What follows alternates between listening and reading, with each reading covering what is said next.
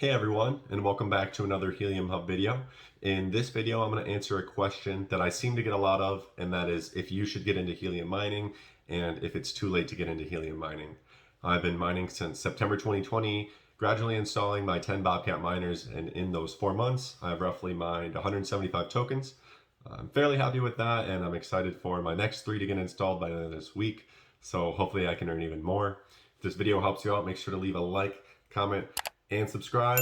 Also, be sure to join my giveaway on my last video where I'm giving away an HNT token to a lucky subscriber. Gonna link it right here for you. But without further ado, let's get right into the video and answer the question if you should get into helium mining. Okay, so let's get right into it. You should only get a helium miner if, first, you have a good location that's not oversaturated, but also you're not alone. So as you can see down here, very alone. There's not a whole lot of miners near you. You're not going to connect to a whole lot. You're not going to have a whole lot of witnesses. You're not going to witness a lot of beacons. And so as you can see, his rewards are not the best. So if you are in a place like this, if you can get 2, 3, 4, maybe that'll do good. But generally speaking, if you're out in the open like this, unless you can build your own little colony, probably not the best idea. Also, if you're in a very saturated place like this is downtown Miami, and as you can see, some of them in here have 8, 10 per hex, and you're not going to be rewarded well if you're the 10th person in that hex. It's your transmit scale is going to be like 0.15 or something like that. Versus, as you can see, this is my area, and fortunately, I'm in a really good spot to where it's not oversaturated. As you can see here, it's not undersaturated, but there's miners around that I can connect to, and I can also put it in a hex that doesn't have any miners in it. So try to look for places like this. It doesn't have to be perfect, but generally speaking, you don't want to be in a super oversaturated place. And you don't want to be in an undersaturated place. You're going to get best rewarded by witnessing miners with a 1 reward scale. So these don't have 1 reward scales, I guarantee you. Whereas the amount of miners that I'm connecting to that have 1 reward scales is a lot greater compared to down here. So realistically speaking, it's about who you hear and not the amount you hear. And I've said this in some previous videos, and what I mean by that is I could be connecting to 150 people down here, but if their witness reward scale is only 0.2, I'd be better off witnessing 50 people down here with 1 reward scale. I'm going to get more money, more HNT by only witnessing 50 really good witnesses rather than 150 witnesses that are being witnessed by every Tom, Dick, and Harry out there. So sometimes it's about who you hear and not the amount you hear. And like I said, Helium will not reward you well if you're going to be the 10th person to join a hex. And like I said, location is key. However, height, topography, and line of sight are all important as well. So make sure you pay attention to that. You could have a very good location that's not oversaturated, not undersaturated, but if you can only put it in the basement, it's not the best placement. So location is key. However, height, topography, and line of sight are also very important. So let's go on to the next reason. You should get a helium miner if you're willing to spend the time and the money optimizing your setups. And these, you can see, these examples here are my setups. And I know this one down in the bottom left is in the top 3%, and these two generally are in the top 5%. So you really will get rewarded well if you upgrade the antenna, if you have shorter LMR cable, better LMR cable, and things like that. So you should really only get a helium miner if you're going to spend the time and effort into making it a good helium miner where it provides coverage and actually helps the network, because that's what they're going to give you HNT for. If you provide good coverage for the network, they're going to reward you for that. Versus, if you're the 10th person in the hex where you're providing coverage where there's already coverage, you're not going to get rewarded for that. So that's how I kind of like to think. So yeah, things like antenna, LMR cable, the pole, lightning arrestor, ground wire, grounding rod, that all came out to around $200 to $250 for me per setup, on top of the $500 for the miner. So you're looking at roughly $700 to $800 for the whole setup, miner, and all, plus the labor and time that I spent building these. I can tell you each one of these probably took 4 or 5 hours to build. So you're also going to need to check on them when they go down, and you're going to need them to get them back online. I know this one's down. I'll have to go over today. This one's down. I'll have to go over today, hopefully when I get the chance as well.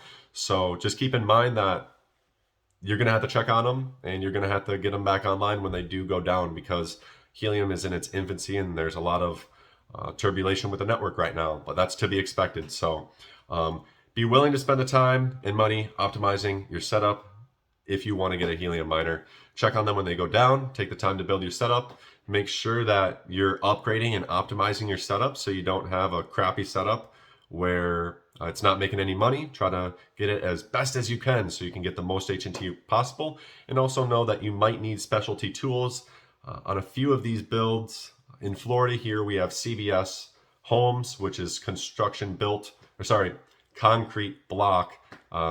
So I had to drill in a foot of concrete in order to run my LMR cable in here, and I needed a foot long hammer drill bit, which runs $30. And just know that you might need to spend $30-40 on a bit or something like that. So just keep that open and as a possibility. So let's go into the next one. You should only get a Helium miner if you can afford to lose the money you put in, and don't go broke trying to make $1 million off Helium. Unfortunately, I think those days are over unless you have a lot of Helium miners. And also just know that long-term hold is the best if you really actually believe in the project. So if you think that this project's going to take off, you probably shouldn't sell your Helium around $30, and when it's just getting going. So if you can spend the money and have the patience, the risk may be well worth the reward. And I just like to show this example, and it's the guy who spent the Bitcoin on the pizza. I'm not flaming him for this at all, because he did want to get the ball rolling, so to speak, with showing that you can actually buy stuff with crypto. So I understand why this guy did it. However, he spent 10,000 Bitcoins ordering one pizza. And if you would have just had a little bit more patience, the risk would have been really, really, really worth the reward. So, the half coin you mine today that's only worth $15 that people aren't happy with, maybe worth $200 someday. Knock on wood, hopefully it happens. Not financial advice, not saying it is going to happen, but just have some patience. If you believe in the project, have some patience. If it goes to $1, then you shouldn't have put the money, and you're up in arms about it, then you shouldn't have put the money in the first place, because as soon as I invested in Helium, I kind of counted that money as gone. I'm not going to get it back. And anything that I do get back, well, that's just extra. That's just a bonus. So just keep that in mind. Next one, and that is kind of what I just said. Only invest in Helium if you believe in the concept and the project. Makes it more fun that way.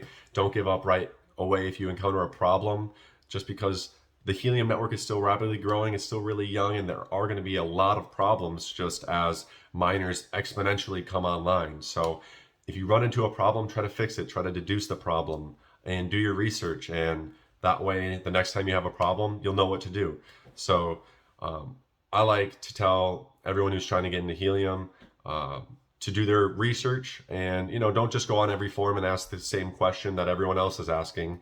Go and figure out the answer rather than asking on a Facebook group that gets the same dang answers and same dang questions all the time. So and yeah, as you can see here it's on the New York Times business section. It just made it on there, and it's a really cool article about crypto and how there could be a use for it, and all the needs that this crypto could potentially fill. And I think it's really, really cool. So that's why I say you should really only get into Helium mining if you believe in the project and you believe in the concept, because you probably shouldn't get into it if you think it's going to fail, right? So that's another thing I wanted to touch on. I do think there's a lot of FUD in the market, fear, uncertainty, and doubt, because of the mirror effect. And what that is some people see miners like me doing well, or other people in the Helium space doing really well Helium mining, and it makes them feel bad because they see that, and it directly reflects back on them that they didn't get into Helium mining. So they kind of are hoping that Helium fails, because if Helium fails and and they chose to not get into helium, well, then they're right. However, I'm right now, technically, just because helium's doing good and the price is, steady and things like that. So just keep that in mind. I think there's a lot of fear, uncertainty, and doubt going around just because people are wanting it to fail because they didn't get in themselves. So I don't think that's a good reason to hate on a project, but whatever. I like seeing other people succeed. I don't think that it's a good culture to see other people succeed and hate on that. I think if anything, that's motivation for me. Don't know about you. So last slide, and it's just reminding you guys to join the giveaway on my last video. Link it right here. If you guys have any questions, comments, concerns, thoughts on the video, let me know down in the comment section below. Make sure to like and subscribe. It really helps me out. And yeah, hopefully this helps answer the question if you should get into helium mining. Only if you have a good location, you're willing to optimize and spend the time and money improving it and getting a good setup built. If you believe in the project and you can afford to lose the money that you put in. I think if you can tick all those boxes, go ahead. It's your money. I'm not going to tell you what to do with it. Like I said, not financial advice. That is just my 2 cents on this topic. So like I said, if this video helps you out, make sure to leave a like, comment, and subscribe. And I'll see you guys on the next Helium Hub video. Take care.